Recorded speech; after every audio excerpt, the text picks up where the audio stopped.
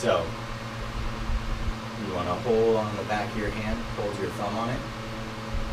Looks like it's suspended in midair. Helps if you're not sweating as much as I am, and if the ball is smaller and not made of slippery acrylic polymer.